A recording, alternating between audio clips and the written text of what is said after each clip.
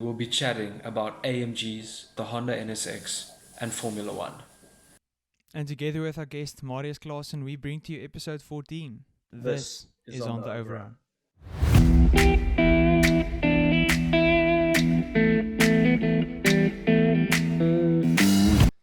Episode number 14, as you said in the intro. But welcome back on the overrun. We have a guest episode. We often do, often don't have guest episodes. You never This know is when a it's going to promise we happen or make. not. But at the start, we also said, like, this is about telling stories, this is about sharing experiences, this is about gaining insight. So that is why we try and invite our guest. We also try and invite some cool cars to join the show. So as you have behind us, we have quite a cool black Alpha 4C. Alpha's in-house resident sports car, if you want to call it. But yet again, we are thankful for you being here, thankful for you engaging on social media, thankful for you engaging on all our platforms. We really love engaging with you too, because that is how we grow and that is how we learn. The other day I posted a picture about a very old Ford Escort, and I got the details completely wrong. Someone took me out. You were ashamed. I mean, you And got that is absolutely how nailed for that. yeah, and that is how I learned.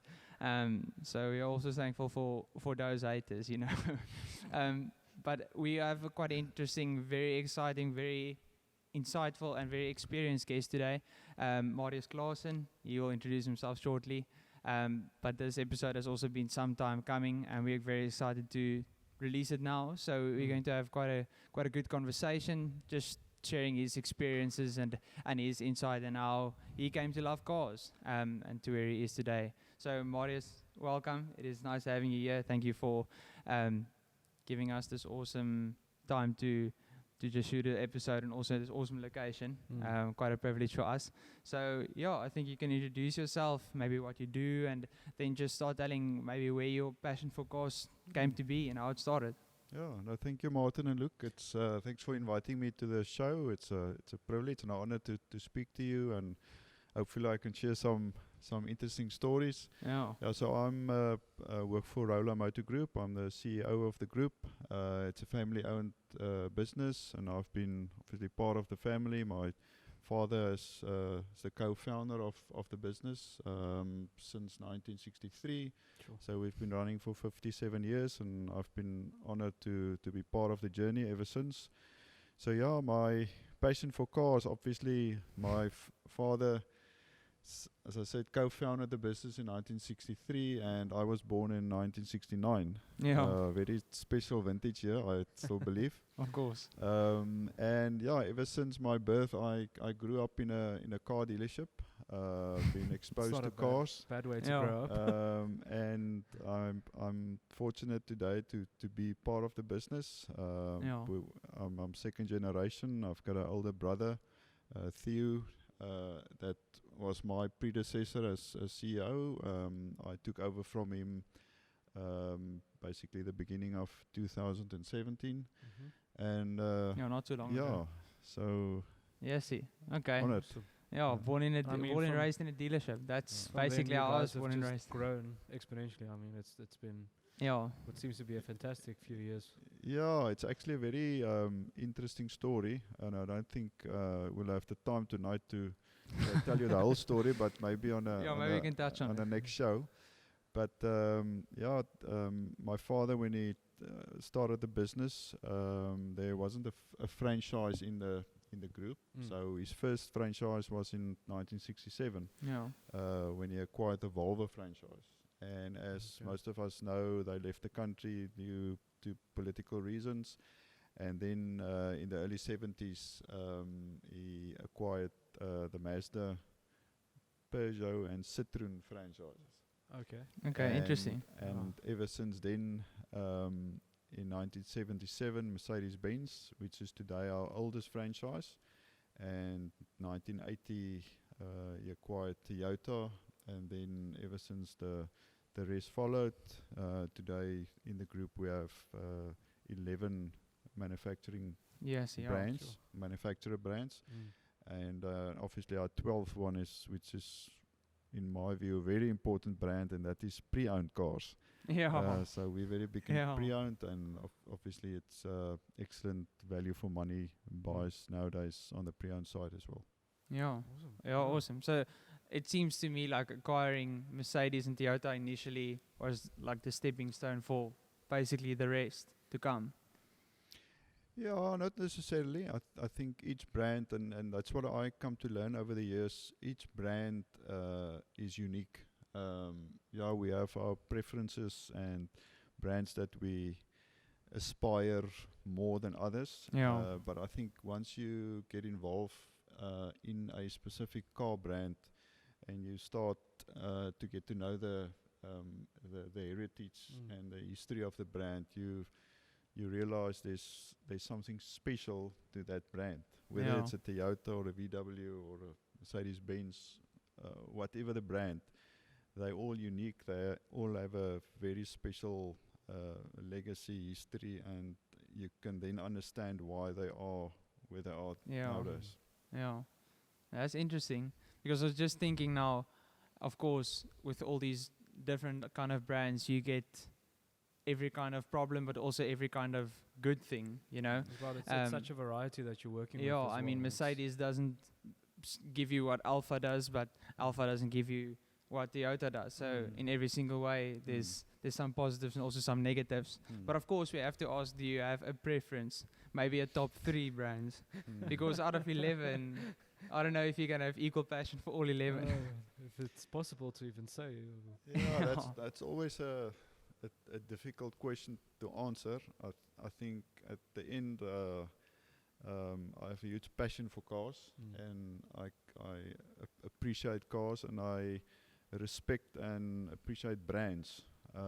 So I think as I grew older, one start to look differently at what your preferences are, Yeah. because whether it's a performance car or a adventure or off-road type of vehicle, you need to place these cars or brands within certain segments, Yeah. and have to depends break it up. on in which segment you want a specific or a special car. That will probably determine which brand you go for. So, Yeah. but yeah, I think from myself, I started to work initially in the Mercedes-Benz brand, so I cut my tooth there. So for me, it will always be special. And if you look at the heritage of the Mercedes-Benz brand, it's phenomenal, the heritage. Yeah.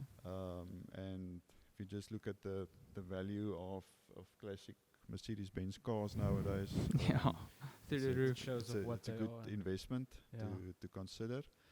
And then I spent a long time of my career in the Toyota brand, and this is also a very special brand. And at the end of the day, you get the brand, you get the product, and then you get the culture of the brand. Yeah. And It's all I must connected. say, Toyota has a very unique culture. I would say in South Africa it's more of a cult than a culture, but Yeah, that's and good. Once you get to know the brand on the inside, you can understand why they the market leader Yeah. for so many years, and it's running now for I think 40 consecutive years. So it's Wow. a phenomenal achievement. But as I say, once you expose to the brand and you get to know the people, the systems, the processes, etc., you can understand why it does so they've well achieved. Yeah. in that sense, yeah. That's good. That's good. No. So out of the 11 brands, I think my favorite is by far Mercedes also. As I mentioned in the earlier episodes, my dad also works for Mercedes, and that's basically how my love for Mercedes came to be. Really don't like Toyota. Very good brand. I just don't prefer them.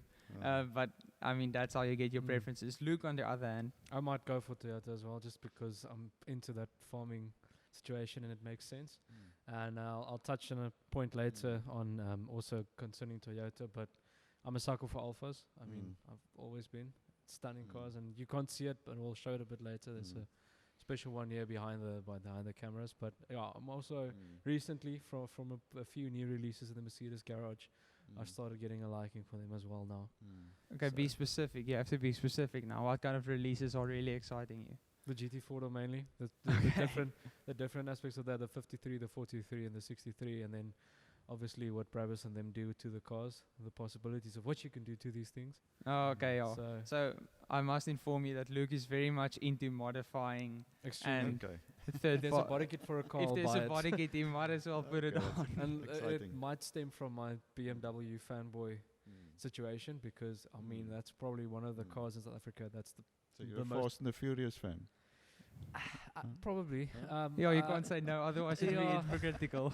No, it's true. Okay, I'm a Fast and the Furious fan. Me too. yeah, I don't think you can't be. Yeah, you But it- can't. Yeah, But so it takes me back to the early 2000s when I'm a big Honda enthusiast. as well. Oh, okay. And it takes me back to S2000. the VTEC yes, era, yes, yes. when they launched the Ballard and the Civic VTECs, and obviously later the S2000. Those cars were phenomenal, and Yeah. I can still remember. I mean, my father got the franchise in 1981, the Honda franchise, and so it's also been a long-standing brand within our group. Mm. And today we're also the proud owner of Honda NSX. Oh, wow. A new one or like 90s? 1991. Yes, the the original. knowledge, there's only Jeepers. 2 in South Africa. Yeah. The Yeah. one is a dark blue one in the museum in Franschhoek, Yeah. on Rupert's Museum, and then we own the other one, which is a red one. That's And that- special. What makes that car unique is the fact that it was the pace car, the official pace car of the last South African Grand Prix, which took place in What? 1992 at Kyalami. Kyalami, Does it yeah. still have Joburg. delivery? Like the delivery that it had for Formula One? Stickers and Like the everything. stickers No, and no, no. wrap and No. All been Okay. cleared down to, Yeah. to the But it's a factory. phenomenal car because Yes, it's all Wow. aluminium body. Most of its suspension components are also from aluminium, so it's Sure. been a car that was ahead of its time. And Sure. obviously it rivaled Ferrari in those days. Yeah, so yeah, yeah. I actually took it out for a drive last I weekend. wanted to so, ask now. Yeah. Yeah. No, it's So making me that's think the only Honda experience I've had was driving my grandparents' Ballard, and yeah. that was about it. No, the Even only- that, I mean, you can still, car looks a Yeah. bit wonky, but you can still. But probably the Honda S2000 is Mm. probably most exciting Yeah, car Honda, to yeah. drive. I think it revs up to close to 8,000 RPM. Yes, yes. And you sit in this little cockpit with this digital instrumentation, so it's And the massive exhaust pipe behind Yeah. you. so no, it's exciting The whole car. experience of that. So I mean, when you think of S2000, you just think of like raw and sound, and Mm. it doesn't Mm. even have to be lightning fast. Mm. It's just the experience. Yeah. That's why, like, often people say cars like the S2000, cars like the MX-5 Mm. are often your better or best sports cars, just Mm. because it's usable. Mm. Like, you can actually make use of that speed. yeah. It's a very enjoyable drive. Like, it's Mm. not just like your modern day sport cars. I mean, even this thing is quite quick, maybe sometimes too quick for Mm. the road. I mean, you can only use so much, and then you over the speed limit. Mm. So I always told Luke, I mean, my first sports car would either be like a 996 Carrera 4S Porsche Mm. or MX-5. Mm. Quite the polar opposites, but Either one of the two. It's. still enjoyable cars. This is where our two worlds collide, because I'm for BMW and he's for Porsche all the way, and we will never agree on the other twos. But interesting, back on the I'll NS. move more towards his. Okay, It's fine, that's don't worry, good. it's fine. okay. I like visiting garages, and I like doing maintenance on cars, and I need Okay, oil. make it fair. I'll remain with Okay. AMG. Okay, Fantastic, fair, yeah. fair, But I'm fair. in the middle. So going back to the NSX, Yeah. the old NSX was definitely, as you said, in front of its, like, it was ahead of its time.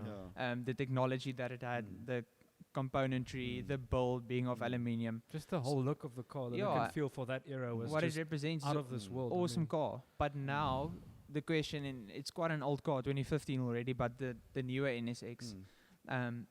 also wanted to represent what the old NSX does, so being ahead of its time. And I believe in, like, if you look at the engine being a hybrid, Mm.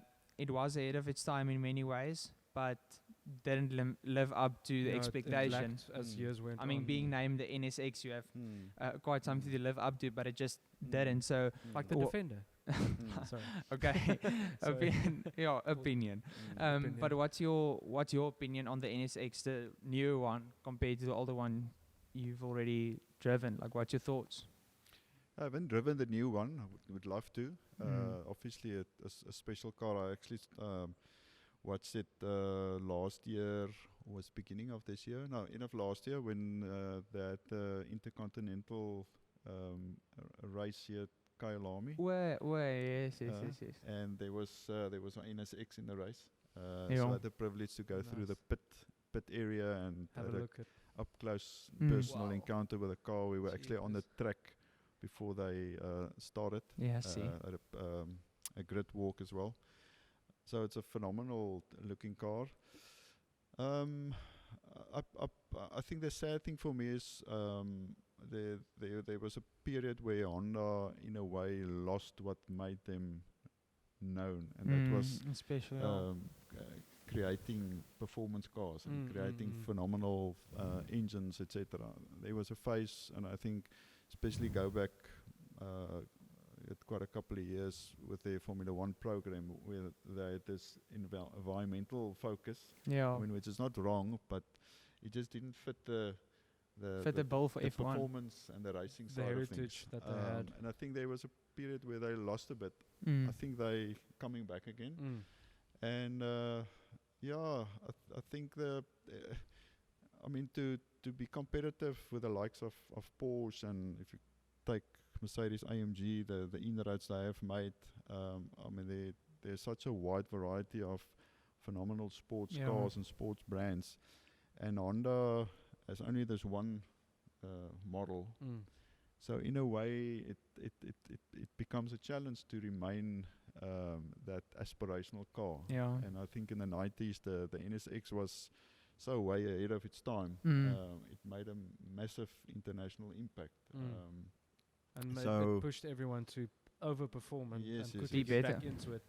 So it's going to be a tough task for them to come back at Yeah. that level.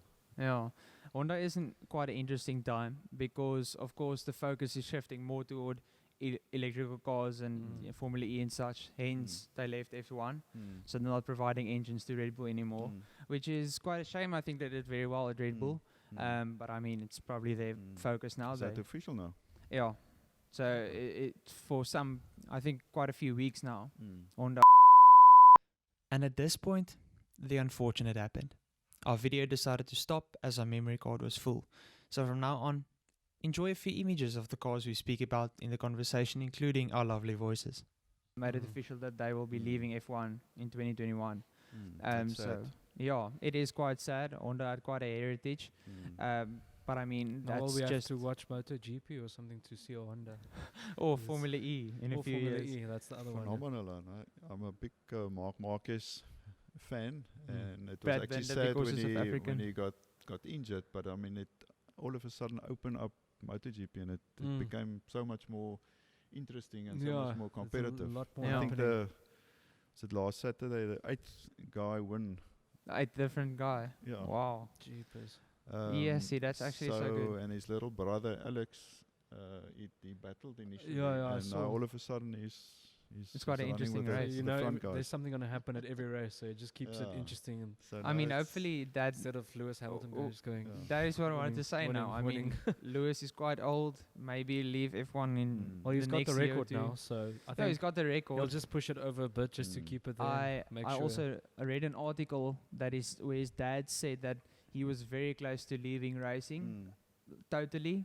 A few races before the record because I think politics also, and like Lewis Hamilton does have a voice in F1, so people do listen to him, and often it's not in line of what brands are thinking or saying. Yeah, So causing some controversy and conflict in F1 also. So I don't know, maybe in the next year or two, I mean, Aston Martin coming into Formula One next year is quite interesting. Vettel racing for them. that's a yeah, very, very. I think, I don't know. We'll I have hope to see. it gives him his His shine back. yeah. but I guess- Ferrari hasn't been Don't good to think him so. this No, year. Ferrari has not been good to him. I'm sorry to say it. Yeah, but no. What about Leclerc? I mean, Yeah. It's why true. can he? Yeah. Why can he perform? The thing is, I think he anyway. performed very well But he could have done better if Ferrari's car was better. No, sure. I Yeah. think the car isn't But I competitive I at the see your moment, but I point think with- there's a mindset that Yeah. goes with it. And I I think think at a coming back certain- to coming back to Lewis Hamilton, I think you must take your hat off for him in terms of what he has achieved. Yeah, and 100%, his yeah. continuous passion, focus, drive to be the best and to strive for excellence. I mean, Yeah. obviously the combination between himself and the team, it's a winning combination. But yeah. Yeah. he never became complacent. Yeah. Yes, I think there's a lot of different opinions about him, but I mean, put that aside. In terms of doing the job, Yeah. He he's gets been the job done, phenomenal, yeah. and I think we can all learn a lot from a guy like him, with chasing and remaining focused to be the best. Yeah. Yeah. I think also one of the big things with Vettel was that where there might have been one situation or one experience that was bad and negative, unlike let's say Lewis, where he goes through these dips and he gets out again and he comes out top. Vettel stayed down there and he couldn't get out of it, and it Yeah. kept getting worse and worse and worse. And that's why you said it's a very good point saying, why does Leclerc still perform in the same situation? And it's that thing of, although it might not be the best situation he's in now, He's so he motivated. still gets over he's and still he's still so young, motivated. so Exactly, that's the thing. He still has the drive, and I think Vettel might have just lost it. But interesting, you also mentioned about like the cohesion within the team at Mercedes, and I think that's definitely a great reason for Lewis doing so well. But now Toto Wolff is leaving quite shortly. That is So, also Another mix-up.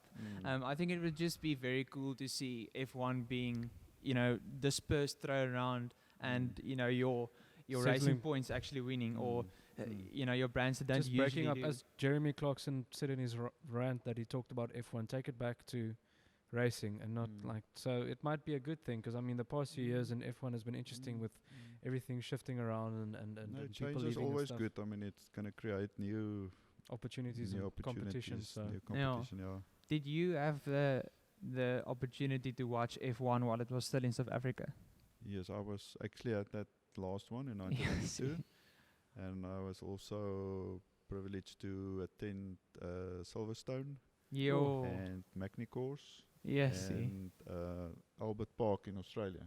wow. So, So, I like- attended 4 So out of Jeepers. those Formula One experiences you've had, what would you rate highest of those 4. of those experiences? Yeah. Yeah. Probably the local one, because I own the Yeah. Honda NSX. That's the right answer. That is the right answer. Yeah, and I To can say. still see it. I mean, it's many years ago. How long now? It's 28 years ago. Yeah. Yeah. And I can still remember that day. I mean, all those the fleet of red Honda Preludes as well, also on the track. So Oh, yeah. I mean, there was a massive Honda presence that day, and Ayrton Senna still raced for McLaren Honda. Just imagine. Mansell raced for Williams Renault. He won Mhm. that day. Phew. And also Senna has been quite closely involved with it. He was Development involved with the of development NSX. of that NSX those days. So I mean, So I there's can just this- imagine every time you look at the NSX, you just think about Yeah. all of that, and it's just no, it's very special. treasure trove of Harks back. memories. Yeah. And I remember watching a video also where they explained, basically at a run through the development of the original NSX, saying that, of course, Ayrton Senna was very much involved, but it wasn't just like saying, like, Lewis Hamilton or some racing driver was involved with this hypercar, whatever. Ayrton Senna had a massive influence on that car's development. I remember the first prototype coming out, and like Ayrton Senna basically just saying that, it was just not good enough. The handling wasn't as good as it should have been, wasn't stiff enough. Basically, the engineers were looking at him with something between angry and frustrated and confused faces. But this is kind of this is the kind of assistance he aimed at giving in the development. And after a while, after some refining and tuning, he actually achieved, Honda actually achieved to make a great car because of Ayrton Senna's help and guidance also in the development. But also on cool cars, talking about cool experiences, what would you say have been some of the coolest and like greatest automotive experiences you've had over the years? In the year 2000, when I was privileged to go to Japan with Toyota South Africa. Mm-hmm. And at that stage of my life, I was a very passionate, and still today, a very passionate Lexus enthusiast. And we had a visit in the year 2000 to the Lexus export plant in Japan. Wow. And I Yes, mean, for me, Jeepers. that I was In heaven. young, very young, and I had a privilege to visit that plant. Yeah. And you literally walk between all these lines where they produce these cars, and you get close and personal Yeah. with the manufacturing process of Seeing of the this whole process Oh, of wow. wow. brand, yeah. Where the product comes from. So is that just was for me, I will never forget that. Then I think closer in 2017, I went to Germany Yeah. with Mercedes-Benz, and we had my wife went with. We were actually the dealer network went, and we had a driving experience from Stuttgart to Kitzbühel in Austria. Yes. So it was about a Jeepers. 350 kilometer drive. So you had a choice. You can either book a road trip or a 4x4 experience. So my wife and I, we opted for the off-road experience. And when we arrived in Stuttgart at the Mercedes-Benz Motor Museum, we were handed the keys of a G500 Yeah. Kalenderwagen. Yes. And that was our drive to Jeepers. the Mercedes-Benz 4x4 off-road track, which was a couple of kilometers outside of Stuttgart. So we spent a day off-roading in Yes, a see. G-wagon Mhm. with a few other cars, and obviously just the Experience G-Class, which is a phenomenal Yeah. vehicle course, in wow. Germany. Top of its At the class. off-road academy was phenomenal. And when we were finished there, we drove to Kitzbühel Yeah. with our G500 on the autobahn. I touched 230,000 in that box of a vehicle. Yes, like. And arriving in Kitzbühel, we spent three nights there at the Kempinski Hotel. It was phenomenal experience. Yes, that's unbelievable. That evening, we were invited to meet for sundowners on the top of the Kempinski Hotel in Austria, Wow. and had a 360-degree view. And we were joining there, and we were having a drink, etc. And all of a sudden, Sean Fitzpatrick appeared, and he was our guest speaker. Surprise, surprise. The ex-All Black captain. Yeah. So we had a phenomenal talk from him. What? And then our next guest speaker the following day, the following evening, was I can't remember the guy's surname now, but his name is Gunther. So Gunther, Gunther Steiner? he toured 26 years with a Galanderwagen. Oh no, other Gunther. And he named his Galanderwagen Otto. Mm. Yes, see. So they toured, him and his 26 wife, years. 26 consecutive years Wow. with a Galanderwagen across the world, Mm. across continents, etc. So his whole presentation was about showing images, photos of where Otto The went. experiences that Yeah. he went through with the car. And I can still remember that one photo was a photo of Otto standing on top of these shipping containers on a big, massive cargo ship in Yeah. the middle of the Yeah, ocean. yeah, yeah. Yes. You see this massive pile of containers, and there you You just spot see the car. Otto. And he told the story, he had to go from one continent to another, and he got the opportunity to get Otto onto this Container ship. container ship. Yo. And when they were halfway to the next continent, he asked the shipping captain, can you please stop the boat or the ship? It's this massive thing. And for a photo. And they took one of the rubber ducks, Huh? and they drove about 400, 500 meters into the ocean, and he took the photo. And you that just was the see photo this that he ship with showed this to little us. car on So top. that was great, yeah. What? Yo, the And story. the next guest speaker is, sorry, I know it's a little bit off course, but I mean, I just come to mind now. The next speaker the following day was, I also can't remember the guy's name, but he was, he participated in the Strife. Now, Strife is a downhill snow skiing event. Oh, okay. It's a Red Bull event. Okay, in, hectic, yeah. Extreme sports. Yeah, and it was also there in Kitzbühel. So he said he did it 11 times, so he was quite experienced, and he was now the race director of the Strife. So those were the 3 guest speakers, and then our trip finished, and then we had to drive back to Stuttgart, and then it probably one of my most memorable moments was I got to drive a GLE 63S Yeah, see. Mercedes AMG in black Yo. from Absolutely stunning. Kitzbühel to Stuttgart on the Autobahn. So that was just amazing. I mean, on the Autobahn, you just hear stories and you see people on videos I was like about to say, going flat out, but hurtling down a... I just like The, I would the do it in experience of that, I mean, Yeah. it will be embedded in my memory forever if I...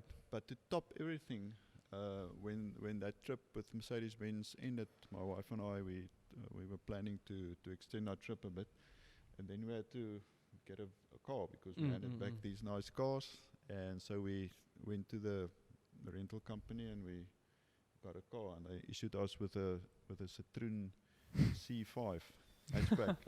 Nice. And I mean the Mercedes AMG, Oh I no. mean, it cuts out at 250. I couldn't get the Citroen past 191. 191 was max. I don't So I think asked my that's a wife, she limit must there. record it. And then I sit in the fast lane on the Autobahn at 191, and then you watch in the mirror and you just see lights flashing. And then you pull Pull to the side and To the Yeah, side yeah, and then yeah. the something just- Porsches, the yeah, so- BMs, the Mercs, they come Oh, they past just you like fly you're standing past. still. I think the not the the type Audis, of 'cause cars you see like randomly just going on the Autobahn every day. I mean, even commuting to work. Yo, you must see the most insane cars just coming past because we watch quite a few videos of Smee150 on YouTube, and of course he has a friend Joe Collector who has these insane, like this insane collection of At cars. least once a week. And he he's on the- basically he lives next to the Autobahn, so he takes his Lambos, he takes his straight pipe GT3 RSs, he takes his Bentleys, his M5 competitions, out every single day, basically just doing top speed I would say runs. if it doesn't have a straight pipe, it ain't right. So Yeah, no, always, that's true. Straight pipes do fix things. makes But 2017 has been special, so I had that experience, and then also I went up to Mercedes-Benz AMG Driving Academy at Oh yeah, Zwartkops. yes, that's got a So cool I experience. had hot laps in a AMG GT. Yeah, see. GTS. So that was phenomenal, with a racing instructor showing you the lines, etc. And it's just, I mean, great once you get used to the vehicle, get the feel, understanding the lines. I mean, then it just becomes so much enjoyable. I mean, you're way off the pace of the experienced guys, but Yeah. just to, Yourself, you like- at your pace, this experience, it was great. And then later that year, towards the end, I was involved with an event where we got the AMG Academy down, thanks to Mercedes-Benz South Africa, and we had a event at the racetrack there in Franshoek, Yeah. at Lomerans. Yeah, see. So we had all those cars from AMG GT, the E63S 4MATIC, and Rocket. C63s, etc. It was just also a phenomenal event. And what we did that day, we had hot laps with Clint Weston, who's the head of the AMG Academy. So we Wow. people could get in the car. We put a Like a Heart harness? rate one. heart rate monitor on, Okay. and we had a camera inside of the vehicle. Oh, face Strap in cam, yeah. the car with your heart rate monitor, so we measured that, and with a camera. Mm. So then Clint took these people around the track and heart lap, and then you could watch their heart rate and their facial expressions. It was just amazing seeing the different How everyone reacts to. behaviors. Yeah. I mean, I could just imagine driving alongside, like taking the AMG GT, let's say, very capable, good car, nice going around the track with, and going with a racing instructor beside you. I mean, it helps a lot showing the lines, and you get comfortable with the car.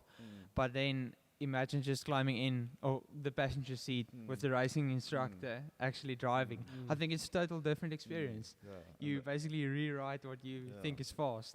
yeah, and I mean he went all out. Yeah. He drove the vehicle through the corners, etc. So Yes, like. And I So- can just imagine with that. Taking back to the G500 that you mentioned, so have you driven the newest G class also, the models? yes, I haven't driven the latest one. Okay. But yeah, I've driven. Because most of them up till apparently now, apparently there is quite a considerable difference in quality and ride quality and comfort between the previous generation and the newest generation. Absolutely. No, it's Yeah. it's a huge improvement. Because Luke Yeah. and I, we were we were looking at the X7. Oh, we were chatting about the Oh, X7, yeah. the new BMW X7, which is M50i. a massive car. Specifically the It's M50i. bigger than the new Defender, so Yeah, no, that it's a speaks massive words car. of- And we were of- thinking, I mean, for that price range, like maybe it's a bit of a push above also, but you know, comparing that car to a G63, a G500, we'd Although rather it's, go for it's that. 7 seats compared to 5 seats, Of course, but it's yeah. still It's a with performance and in that price Yeah. range. it's a bit of a different animal, but I mean, with the improvements with the new G class coming out, according to what we have listened to, I think it makes a much more, attractive proposition.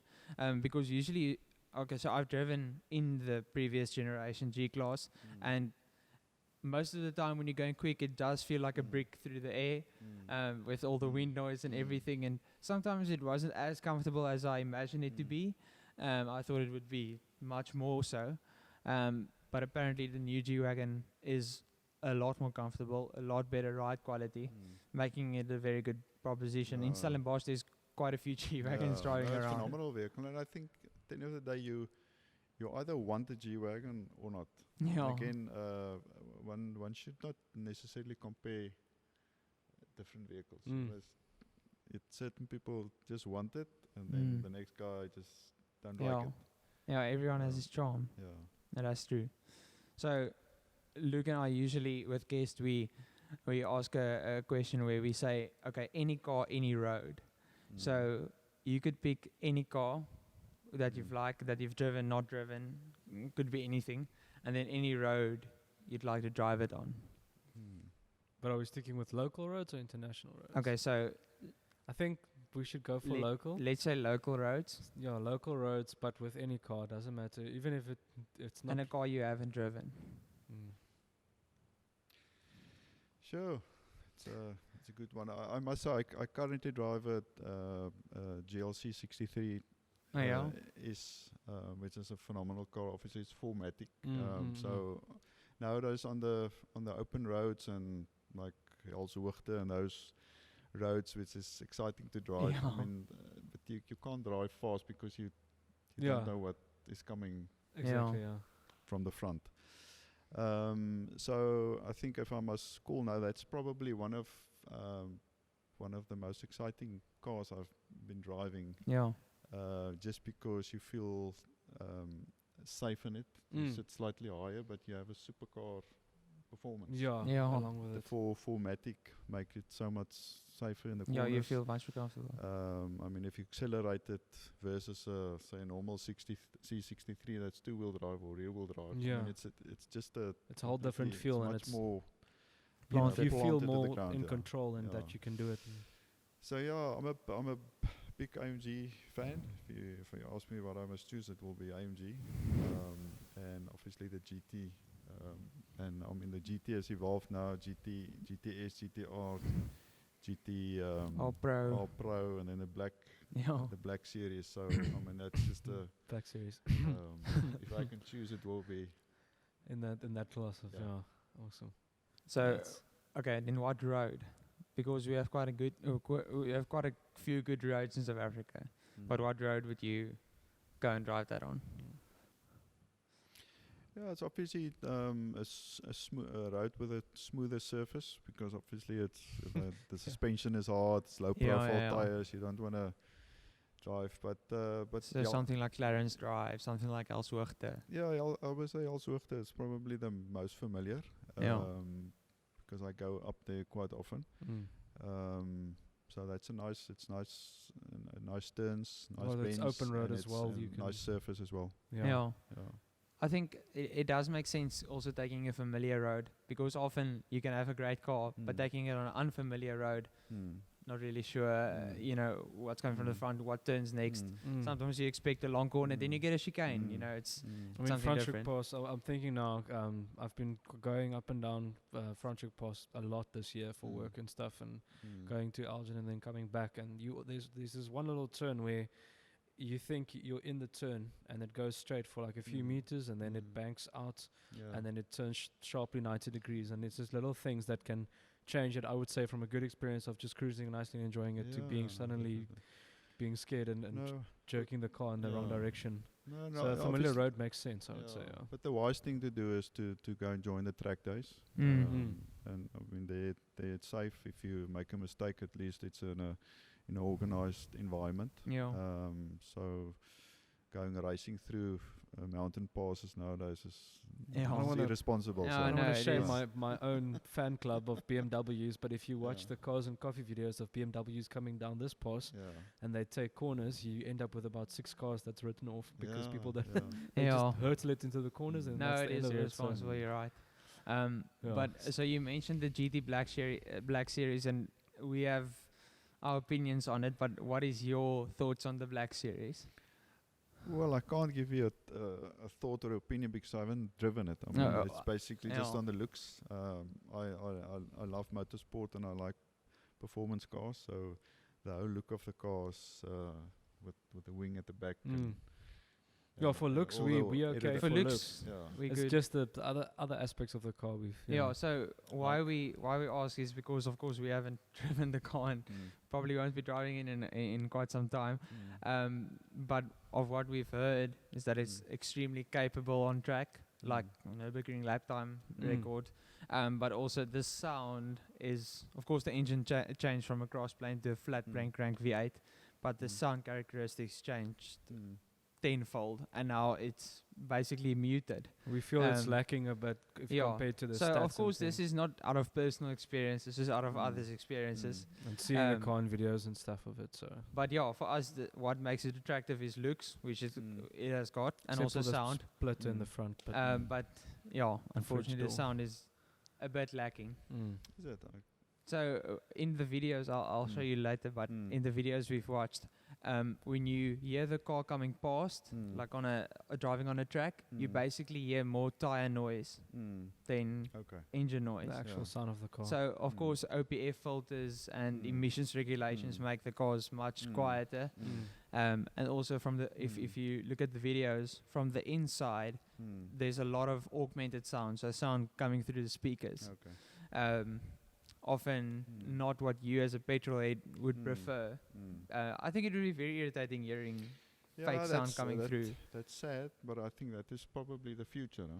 That's the other thing. Yeah, it is the future because a lot of cars are being regulated in that Whether way. you agree with it or like it or not, that's probably what we're going to be faced Unless with, especially with electrification. Have coming you had the privilege to drive electric cars? Any electric through. cars? Not fully electric. Not fully electric, only hybrid. Yeah. Okay. Yeah.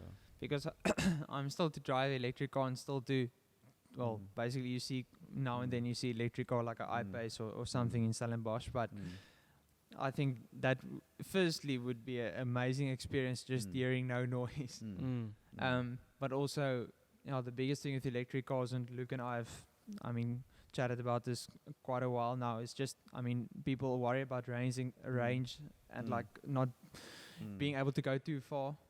We spoke to another Marius actually in our first episode with a guest. He's a journalist at CarMag, Marius Boonzaar, and he recently drove the e-Golf.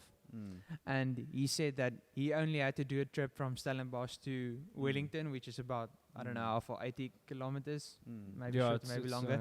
And he said, like, even with a full charge, he wouldn't necessarily take the chance, because if you really want to make sure you can go far, then you go to like Eco Pro or something, then there's no radio, there's no aircon, anything that takes electricity from the it's car off. itself. Yeah. So And you have regenerative braking as well when you do, take but your I mean, foot off, but it doesn't add up. I think you enough. compromise a lot. I think you compromise And especially a lot. in South Africa, it's difficult, I think, for electric vehicles because there's not a lot of places you can charge something. If you do a trip, say up to Bloem or Joburg or something like that for a big road trip, but I wouldn't say it's the most ideal situation. That's why a hybrid might be a better option. Yeah. But Yeah, I think it's still going to take some time in our country. I mean, also a couple of weeks ago somebody mentioned where electric vehicles has been successful in countries is where the government has supported it big time and put specific processes or policies in place. I can't see that happening in our country currently. Yeah. I think immediately. I think we have a lot of other challenges to sort out first before but we probably over time. So the interim will definitely be hybrid, in my opinion. Yeah. I think even hybrid with is the totally fine if you look at the current hybrid cars out there. Okay, everyday hybrid, you get the Prius. No, of course, the Prius is not the most exhilarating car in petrol head terms, but then you also get hybrids like the Panamera Turbo S e-hybrid. Although the name is extremely long, it's still quite an exciting car. I'm very much fine with compromising for a hybrid. If that is what has to happen. The 63 range gets changed to hybrid 4 cylinders, but that's so we just to end off. We have a couple of minutes left. We usually do a segment called the PT Cruiser segment. So it's basically a rating segment where we mention a car and then we chat about it and then we basically rate what do we think of it. So we have 3 ratings. We have cool, we have average, and we have PT Cruiser, which is super uncool. So how this came to be, we were discussing what would be a better choice between the hardtop PT Cruiser or the softtop PT Cruiser. Not one. Yeah, and we said basically no. What did he say? The hardtop? The hardtop, so no one can see you in it. Yeah, the hardtops and tinted windows. And tinted windows. And the first thing you would change about the PT Cruiser is the ownership. Yes, that was the other thing. That's the first thing we changed. So of course a British car show had this rating segment some time ago on their show. So we may or may not have adapted come from it. them, but anyway, So Luke and I both have one car on mind, but my car in mind, and I think you might just find this cool, but still, the newest Civic Type R. So I've spoken to quite a few people about this. I love the looks of a Civic Type R. It looks like an insane car, sounds very cool. They say it drives very nicely, especially because it's manual too. It just goes to show Honda's arcing back to being a driver's car. But what are your thoughts on the newest? Cool, definitely. I'm also, Do you like the... No, I love it. I've loved it since the first time I saw it, and James May just made it better, so... Oh yeah, I remember. The Civic Type R is a dream car for me. Would any of you take another hot hatch above the Civic Type R? A45, RS3, Megane RS. If I get a chance to drive like an i30N, I might think about it. But like A45, I think definitely. Would you take A45? Over... Again, I mean, you need its price range. A45 is... very, can buy close to 2 Civic Type R's for that price. And it depends. Everyday car, Civic Type R is going to be a bit problematic because it's hard. A45 in a certain degree as well, but I think it's more a refined vehicle. It's driver friendly. Civic Type R is a driver's car. Car. And then I will definitely, I think one of the most refined hot hatches for me is a Golf R.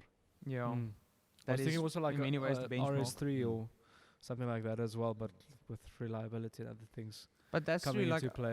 RS3, A45, those are price-wise. Yeah, it's different just in a level. different, complete mean, different The spectrum. A45, the new A45S, just to provide some background on it, like the engine is a 2-liter twin-scroll turbocharged 4-cylinder, which is the most powerful, 2-liter Mm. 4-cylinder out there.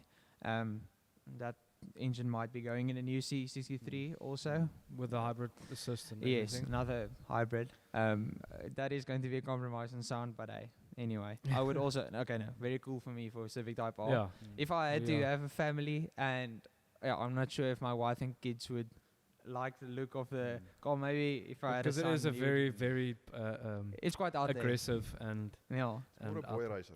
Yes, yeah, exactly. You see, yeah. that's the kind of car you'd buy an A45 to get your girlfriend at a parent's house, and you'd buy the Civic Type R to get it somewhere else that's not a parent's house.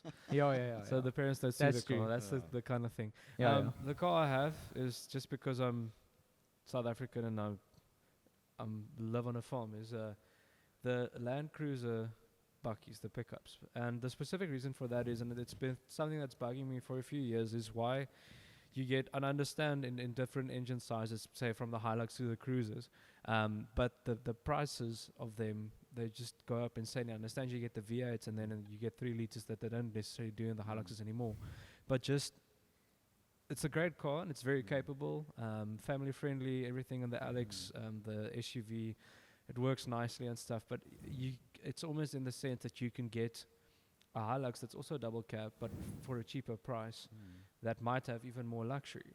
And it's as I say, it's a stunning car. I wouldn't mind for one, but it's just too expensive for me, and it's a bit of a dead Yeah. average situation because the price Yeah. doesn't connect to the luxury and stuff you would get from a Hilux or something. And I don't know what your opinion on Yeah. that might be for that thing.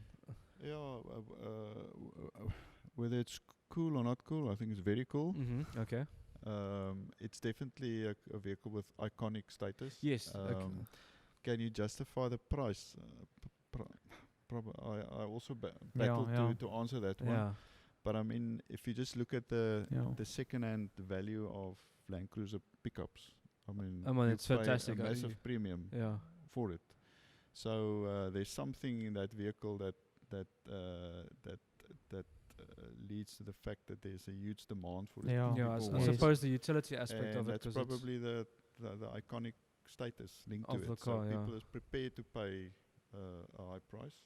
more than you'd But say I pay mean for a it's Hilux. and- Again, it's a different type of vehicle. It's a different application. Than Yeah, a- it's an it's an Hilux. it if you compare it say to Mazdas or to Isuzu and Yeah. Hilux, it's above all of them Yeah. in the sense of what you can do and Mm. for my own satisfaction upgrades and Mm. stuff like that Mm. of what you can Mm. modify. Mm. It's a lot more versatile in that sense, and I can understand every, it. But everyday use, obviously, a normal double cab, being a Hilux or Ranger or Yeah. Isuzu, it's much more convenient. it is Yes, much more of course. convenient, and I mean Better it's a drive. big car, so. Yeah, it's based on just the all over design. Like it Mm. looks great. Mm. I just feel there's certain things that should be a bit better. Let's say in the interior and stuff for that price. It's like a Land Rover 110 Defender. I Yeah. mean, that's also iconic status. as I mean, yeah, and they've got great but collector's people value now. buy it because it for what Yeah. it is. Yeah.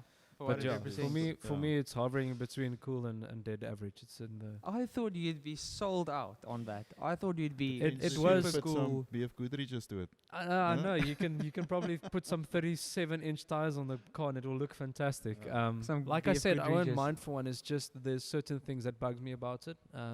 That pulls me rather towards say a Hilux, It a grows Legend on 50. you. That's probably also the thing. Maybe if I drive one, then it'll change a bit. But Or you could retrim the interior. you could reach in the interior, but then you pay another extra. But you on need top that of the- money for the petrol. That's the other thing. Because if you Because buy the it's car, the only quite engine you can go thirsty. for is the V8. You can't go for anything else. It is quite thirsty. Yeah. Okay, no, but I'd say Yeah. actually I don't know. I'm more towards average. Like Yeah. I'm not a massive Toyota fan. So very we've cool got the whole car. spectrum here because it's average. I'm in between, and But he's put cool, it this so- way, I'd rather go for a Legend 50, then That's the thing that I'm saying now. For that price, I'm thinking for you don't get the But you V8. can't compare it. It's different. okay, applications. it's true. Yeah, you can't compare them. I I mean, think Land Cruiser pickup is more individualistic. I mean, there choice isn't or really decision, anything.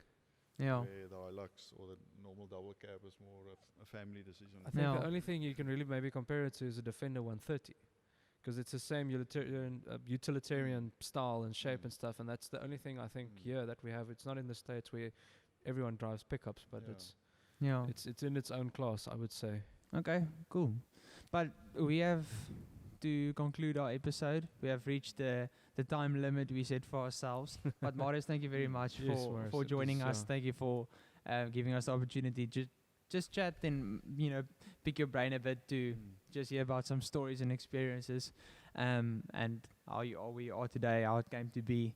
It was quite insightful. I think if I learned one thing, it would be to not compare cars necessarily as much, because everything has its own beauty and unique characteristics that make it as special as it is, except the Prius. Like, I don't really think there's anything Prius and PT Cruisers special about the Prius. and Fiat Multiplas, but yeah, We are in a Fiat. Maybe not chat about the multiple. we won't say anything. Just pretend I didn't mention that. But anyway, Marius, yet again, thank you very much. Luke, as always, Thank you, your Martin. hair looks very nice. Thank you. When are you going to shave your beard? Actually, the end of this week, because we have a challenge at work for November for a box of wine. Oh, so really? I have to shave. The end of this week, everything is coming Start off. again. Starting again with Oh, a wow. stash. I'm going for pencil. It's near Some- big. Oh, I don't know. Some about guys are that. going for handlebars. We'll see. I how it don't know ends about up. that. But We'll we'll see. see. We'll see Yeah. how it turns out. But as we usually end off our videos, rather love cars because It's cheaper than it's drugs. cheaper than drugs. Okay. Cheers, guys. Thank you. Have a good one.